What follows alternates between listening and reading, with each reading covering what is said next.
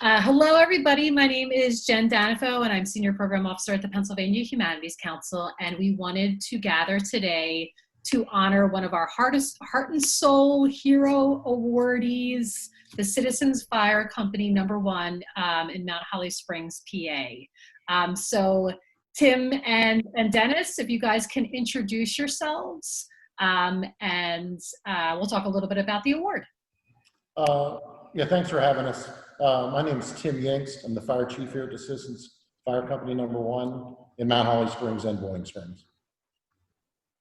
I'm Dennis Russell. I'm the president of both stations. Awesome. Well, thank you, Dennis and Tim. And on behalf of the Pennsylvania Humanities Council, we wanted to present this award to you. And we are so honored to do that.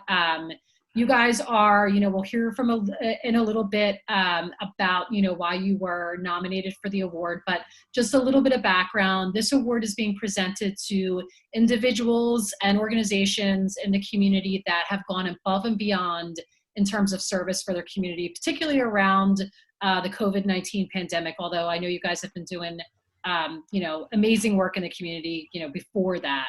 And this is connected to our Pennsylvania Heart and Soul project, which the Mount Holly Springs team is a part of. And we're just recognizing, again, those who really, focus on the community and keep the community safe and connected during, during regular times, and particularly in times of, struggle, as the case may be right now. So I wanted Jim, Pam, and Carmen to talk a little bit about why they nominated you for the award. And then we want to hear a little bit about the fire company itself and some of the work that you do in the history. So Jim, Pam, Carmen, I don't know who wants to start. If you want to talk about why you nominated the fire company for the award. Well, I can take the lead on that.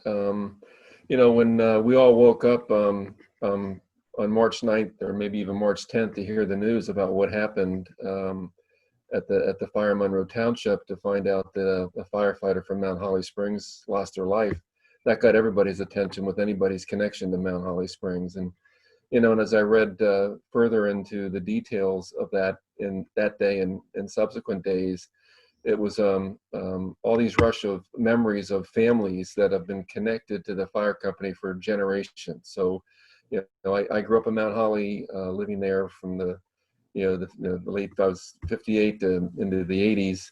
And so I know the Bretzman family, and I know the Russell family, and I know the Geist family. These are all families that, and growing up, that, we knew each other and sometimes hung out together, and it's a small town. So, that was a big punch in the gut for me, waking up to read that. And then as I read further about what happened and all the circumstances and the details behind that, and being involved in Mount Holly Springs Heart and Soul, I thought, we need to do something here as a community. And then the community certainly did respond, and Pam will address that. But we, through Heart and Soul, can also do something. And so that spawned the idea, once we got the information about this program from the Pennsylvania Humanities Council, to draft a nomination of the Citizens Fire Company. And then each of us had a piece of that writing and revising, and finally got it to the way we wanted it, and submitted it, and have been waiting, and we're thrilled to hear that the nomination was accepted. So there was no doubt in my mind that the first organization that came to mind to nominate was the fire company. It was a gut punch to the fire company to lose a firefighter. It's a gut punch to the community to lose a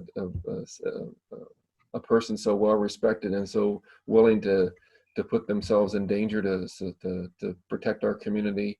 And then, of course, COVID-19 is right around the corner. We were just at the beginning of the pandemic, in the beginnings of March, and the funeral plans were affected by the beginnings of social distancing and how things needed to be different because of the pandemic. And the reality is that I'm guessing that the fire company folks didn't get a chance to really grieve because it was one crisis to the next. Yeah. And so you combine all these things that have happened in such a short time. It's a whole different world now than was existing at the beginning of March of just this year. So all these things kind of came into play to nominate the fire company for this award. And it was our pleasure to write the nomination, and we're thrilled that the nomination was accepted. Yeah, and I just wanted to, before we hear from the other members of the team and from Tim and Dennis, I wanted to just back up and honor that. So the name of the firefighter who was lost in early March was Jerome Geis. That's Yes. correct. Is that right? And I don't know, Tim and Dennis, if you guys feel comfortable saying a few words about Jerome and, you know, his connection to the fire company, how long he'd been with the company. And Yeah, Jerome was a staple here at the firehouse, along with his parents and along with his grandfather. Like Jim was saying, that they were part of the community. They grew up right across the street from the firehouse.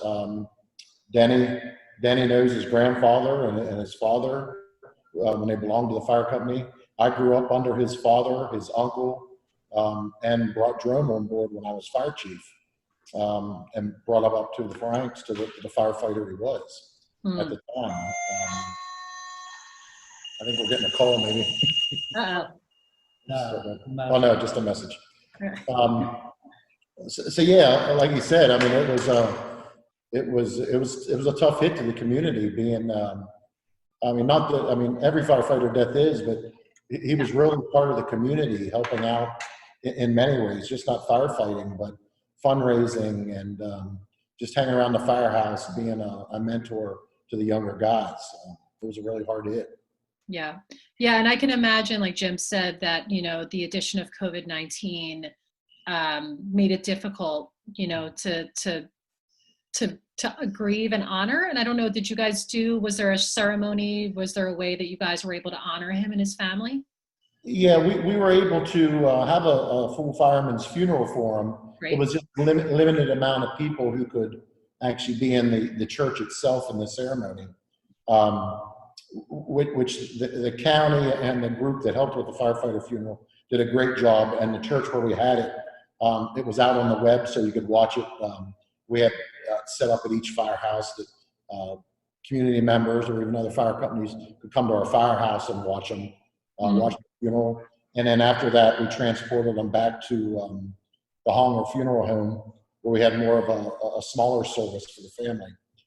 And there was firemen and community lined the whole way from right outside of Carlisle, the whole way into Mount Holly Springs. Yeah.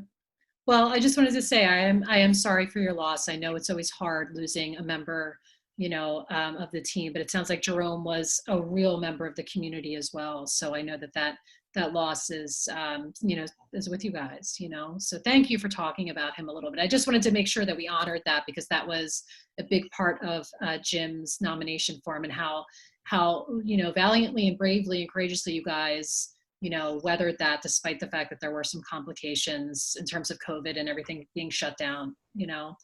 So I appreciate that, you guys, for talking about that. So Pam and Carmen, is there anything that you guys wanted to say about citizens and, you know, their connection to the community, and even about Tim and Dennis and Jerome? I can go next. I just reduced my internet connection, so hopefully there's not a problem.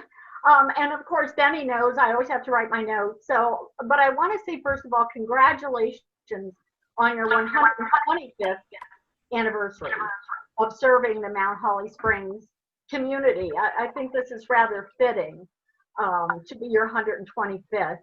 And, you know, I call it our fire department has been serving the public since 1895. And you guys provide fire and rescue, fighting floods, handling emergency and non-emergency issues. And in a small town, there's not a surplus of money, as we all well know. And so fundraising and community support becomes very important. And so that's a big part of what the fire department does as well. And from stories gathered, about 5 or 6 years ago, I started interviewing some of the residences And they talked about the fire department. And I found out that in 1962, it was evident that the existing fire department was too small to support our needs, and that we had a schoolhouse several blocks away that fortunately was empty. And so the fire department, according to Cy Russell, was able to purchase that building for $20,000. Mm. And it's very impressive because we learned from Cy that it was paid off by 1969. And that was because the people in the fire department hit the streets with these coin cards where you would put a quarter in the card. And they walked for miles, according to Cy, which I'm sure it's true. And it's, so they, you know, there were no grants back then. So the money had to come from the community. And the community did come together and support. And, you know, now we have the Fireman's Fair and gun raffles and other ways. But, you know, it keeps coming back to, you know, the history and, you know, through the years, how did we do it?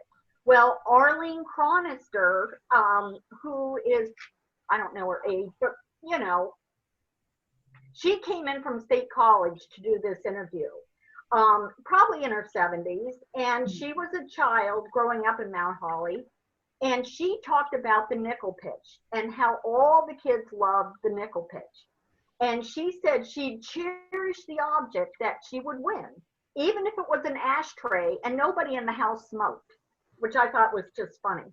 And she talked about the ladies baking pies and cakes. I know Denny Russell's wife makes the best pastries. And they would have a cakewalk, and Tex Storzinger, our town cop, would make turtle soup. Today, the nickel pitch is still strong with a big emphasis on community participation of bingo at the fair. And I personally play bingo only one time a year, and that's to support the fire department. And I look forward to Joe calling bingo, and every time Benny Russell, our fire department president, nonchalantly walks through the fire hall, he calls him out. And if there's a fire call during bingo, it's impressive how the firefighters all respond. It makes me confident that our community is in good hands. But beyond that, the fire department members support one another. There's a real brother and sisterhood. Hmm. Greg and Ivan Bretzman, and Ivan was our fire chief, talk about this in their interview. And oftentimes the passion of firefighting is handed down, as you all said, generation to generation. Arlene Chronister talked about her dad being a firefighter, and his pants would be right next to the bed. And as a little kid, her pants were laying there right there too, ready to respond, because back then they were allowed to help as a kid. Can't do that anymore. Mm. But this solidarity among the fighters was recently evident. And to many of us who watched, when you all came together, when one of your own died, and that was Jerome Geis, just 34 years old, leaving 3 children. I saw the streets lined with firefighters, officers, area residents, and respectful support. Very impressive that Lifeline helicopter even bowed over the fire hall. And it was at the beginning of COVID, and we were able to have an event in the fire hall with food. And it was right after that that we sort of went into hiding. So yeah. I'm thankful we had that. But another very recent example, just you guys know, last weekend, maybe the weekend before, I was up in my parking lot, and all of a sudden, all these fire apparatus, sirens sounding, came through. They were from all over, even Virginia. And what they were doing, and I suspected this and found out later it to be true, they were honoring one of your own, Greg Bressman, as he battles cancer at a young age. And Greg's the chief, I believe, still the chief of Dickinson Township Fire and Rescue. But the solidarity was tremendous. And so the question to me was, how does the Mount Holly Springs Citizens Fire Department, number one, add value to the community? And I chose to answer the questions through only a small amount of examples. As they say, actions are stronger than words. And these stories are examples. And these stories will continue to be told, and they'll continue to be lived. And you guys will continue to demonstrate the value to our community that we call Mount Holly Springs, and I thank you. Pam, that was beautiful. Thank you. So Tim and Dennis, what do you think when you hear that? When you hear the how much you mean to the community? Well, I've only been here for 55 years. I could have got out long ago. I love the fire company. Everybody says, well, it's time for you to retire. As long as my health's good, I'm going to stay around. Yeah. Enjoy what I can. So that's my part anyhow. And it's good to hear stuff like that. I mean, we're not out looking for a pat on the back. We do it as we love to do it. I've been doing it since I've been 12 years old. Back joined when you were 12. Now it's 14. It's just something we love to do. We're not looking for a pat on the back or anything like that, but something like that every now and then, it's nice to hear. Yeah. Yeah, and I wanted to know too, you know, I'm assuming, so both of you guys are from the Mount Holly Springs area. Can you tell us a little bit about, you know, how you got involved in the fire company? Was it something that was both in your family history, or, you know, how did you both get involved? Okay, you really want to hear this? All right. Actually, my side, I'm the fourth well, I'm not the fourth, but there's 4 generations in this fire company under the Russells. Mm-hmm. That's counting my son, my dad, and his boy, and myself. When I graduated, we had a pool room in Mount Holly, and I used to sit down there, and we used to shoot pool. I'd sit out front, nice summer days, and here goes the fire company down Baltimore Avenue.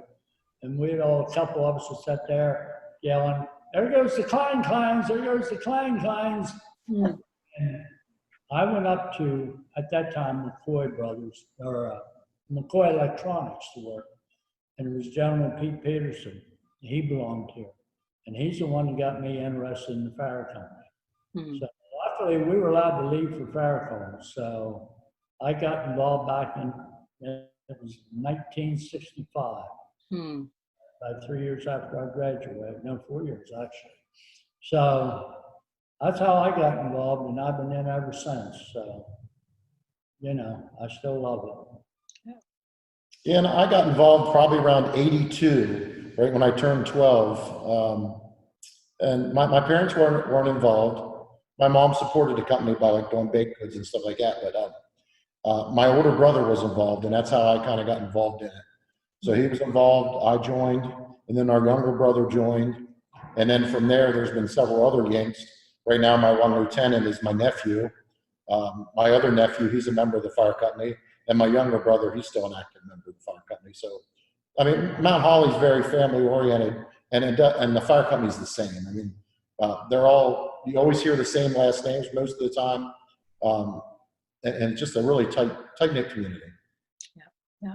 That's great. Thank you guys for telling us your story. I'd love to hear how, you know, all that happened. That's all the heart and soul way, is telling stories.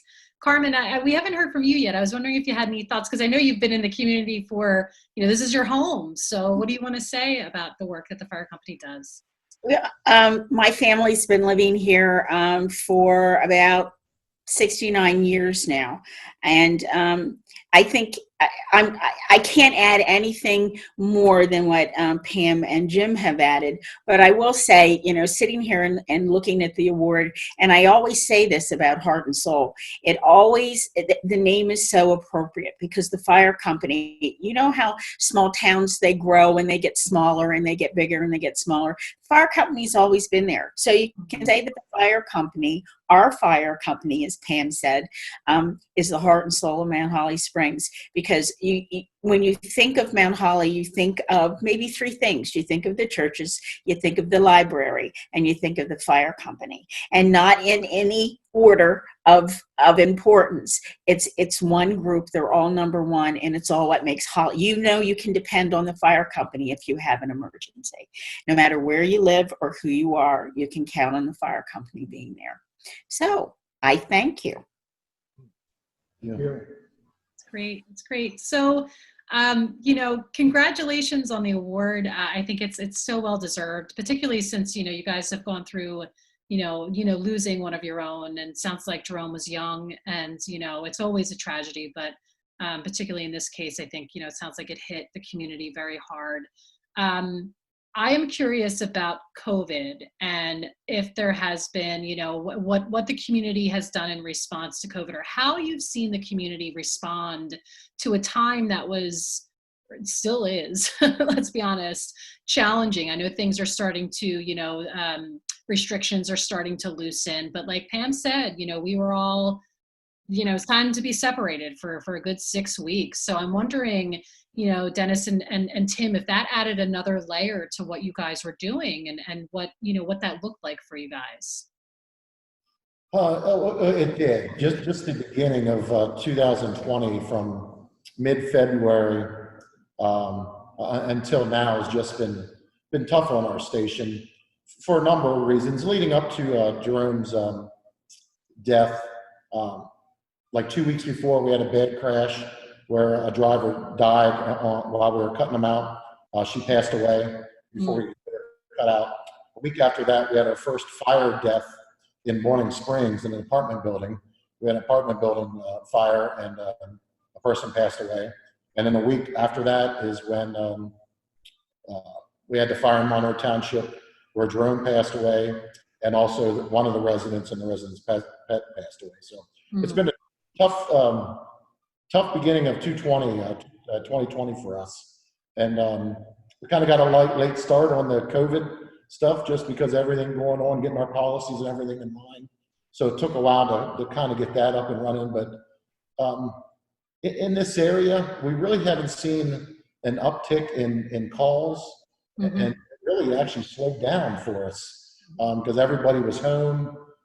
Even the ambulance slowed down for a while. Now everything's picking back up now since everybody's getting outside and traveling more. Now our call volume is back up. But I mean, it just kind of slowed down. Everything slowed down. So, which is kind of good after what happened with Jerome. It slowed down, but we're done with it. Yeah, and I'm wondering about the rest of the Mount Holly Springs team. I know we talked a little bit about this on some of our other calls, but what have you seen in the community, in response to COVID, and what have you learned about the community during that time, or continue to learn? I think I can speak up, and I don't live in Mount Holly anymore. I live in Dillsburg, but I make lots of visits there on cycle rides. I like to bicycle. But it's been interesting via the social media, as well as seeing firsthand how the fire company and all first responders have played a role in helping residents with milestone celebrations. So, for example, birthdays. I recently was part of helping Fern Gardner celebrate her 90th birthday, and I missed the trucks, and I missed all the first responders who were driving by to also wish her a happy birthday. But that was something I noticed that I thought was pretty special, and I think that's happened at least a couple of other times, and not always with older folks, even with younger kids, because again, birthday celebrations were outside the family, were non-existent during the pandemic. So the fire company and the other first responders stepped up to make a big deal, make a big difference for folks. And that doesn't even include what happened with Greg Bretzman and the Bretzman family. So um, the fire company is there in emergency, and the fire company is there for celebration as well. So that's something I noticed.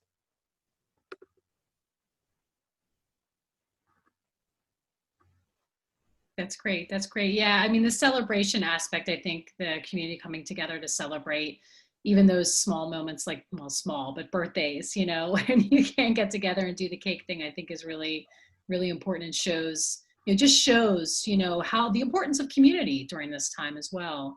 And speaking of celebration, if I could just interrupt, Sure. Heart and Soul, Denny and Tim, are very interested in making a big deal for the 125th anniversary for the fire company. So we're going to be reaching out, you know, in a week or so to see if there's anything that we can do to help bring that celebration to the community, because it's well worth celebrating.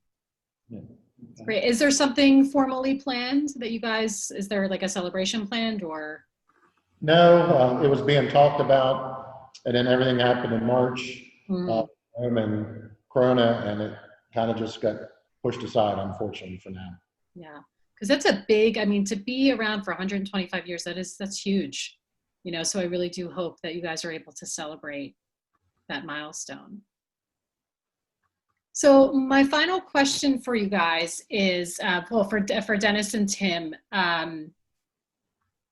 so community, you know, during this time means a lot. Can you talk a little bit about why being a part of the fire company is important to you, and how that connects to your community, and how much you care about your community? Well, I'll start out by that. And I've said this, I don't know anything different, anything other than the fire company. That's what I've done my whole life since I've been 12 years old. Out helping the community, doing community service, anywhere from doing the birthday parades by people's house, which we did the whole gamut. From a 5-year-old, we did a 50-year-old party, and we did a 90-year-old party. Mhm. So we did the whole age range, and we did multiple, a couple a month. But that's one of the things I really enjoy is going out and doing the community events, the fire prevention every year. We do a fire prevention detail over here at the library every year that we let the kids play role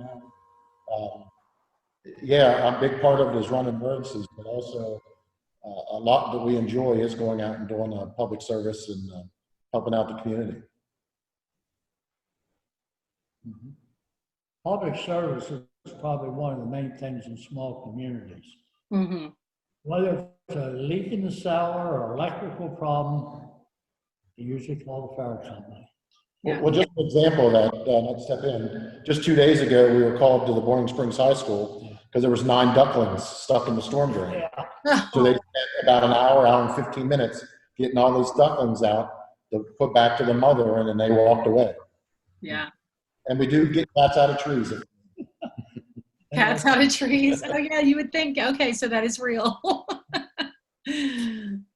That's great, you guys. Well, thank you so much. We did the seniors graduation the other night for the seniors of Boiling Springs. We had a big parade. I was surprised. Very nice turnout. And Dennis, this was for, I didn't hear you. Who was this for? Boiling Springs High School, the seniors had a parade and come in Ford's Road, and it was very nice. A lot of people turned out. I was surprised. Yeah. It was nice. That's the kind of things we get into. Yep. We don't have anything usually within reason. Well, that's wonderful. I mean, it just shows how much you guys, you know, in a small town, how much you care about one another, which I think means a lot. So any, you know, last words? You know, actually, one of the questions that I have that I've been ending on, and so you guys can answer this or say, you know, any last words. We're going to have some folks across the state watching this. We have 5 other nominees, including you guys, from different heart and soul towns across Pennsylvania. Of course, Mount Holly Springs is one of them. Carlisle is one of them. Dillsburg is actually starting up now as well. So they're all doing the heart and soul process. And I've been asking because, you know, from Erie to Philadelphia, you know, we have a pretty big state. Not everybody knows every community. So this is a chance for you guys to kind of introduce your community. What would you want folks listening to know about Mount Holly Springs? I'll let you handle that one. Well, like Jim was saying earlier, it's like no other. It's a very tight-knit family community. Growing up in, I know it's a little cliche. A lot of small towns are that way, but Holly's just a little different. Back in 2010, we merged with the Boiling Springs Firehouse, and nothing wrong with the community down there, but it's just a different style community than Mount Holly Springs. It's just, like I said, it's just a tight-knit community that comes together when anybody's in need, whether it's a fire company, a resident in the borough, or anything that needs done. The community always comes together strong. Great. Carmen, Jim, Pam, you guys got anything to add? Well, I can speak. I mean, like I said, I don't live in Mount Holly Springs and haven't lived in Mount Holly Springs since the 90s, but Mount Holly Springs is my hometown. And, you know, foundationally, it opened all the doors as an adult for me and the different things that I got involved in professionally and personally. So the whole sense of place is important to me. You mentioned Dillsburg, which is the town that I live in now, is starting up a heart and soul. And, you know, I kind of considered that a little bit when I knew I was going to try to get into the heart and soul process, but it was a pretty easy decision that I may have lived in Dillsburg for the last 30 years, but that's not my hometown. Dillsburg's not my hometown. Mount Holly is my hometown. And so it's really interesting to connect with the families. I've been spending a lot of time in Mount Holly Cemetery, mostly because my parents are there, and I want to visit and pay respects to them. But it's just fascinating to me as I cruise around that cemetery, the names and the memories that flood back over the decades of interacting with Mount Holly and Mount Holly residents. And it's just a sense of place that, I don't know, it's hard to describe, but it's a very powerful foundation for anybody to feel that they were welcomed and nurtured and thrived because of where they grew up. And I think I have to second that too. I moved away in 1969, but I always knew that I was going to come back and retire in Mount Holly. My mom is going to be 93 in August. She's still here. It's just home. There is a pool. It's different. I have breakfast or dinner every other month with people that I was in first grade with. So I can't explain it. It must be in the water because it's just, you get hooked and you can't get it out of your system. Yeah, and I'll just piggyback off of that. I wasn't born here, but a small town up in northeastern Pennsylvania. But I've owned my home since '85 here, so hopefully I'm on the end. But when I did those interviews, there, in the Gardner Library at the Cumberland County Historical Society, and the last few minutes are when I ask people to reflect on their growing up. And Arlene Chronister, Cy Russell, Bretzman, it is just so moving how they feel so fortunate to have been, and Jim, you're also on that list, fortunate to have been born and raised in Mount Holly Springs. It's truly heart-wrenching to hear it just makes you wish I'd been born here. And yeah. You're drinking the water now, Pam, though. There you go. Well, thank you guys. That was great. And Dennis, I don't know, did you have any any reflections? Because you've been in the town for quite a while. Your family has. Or Jen, who are you talking to? Did you lose me? I'm sorry. I think my connection went out. I was just asking Dennis if he had any last thoughts, because I know his family has been in the community for a very long time. Oh, not really.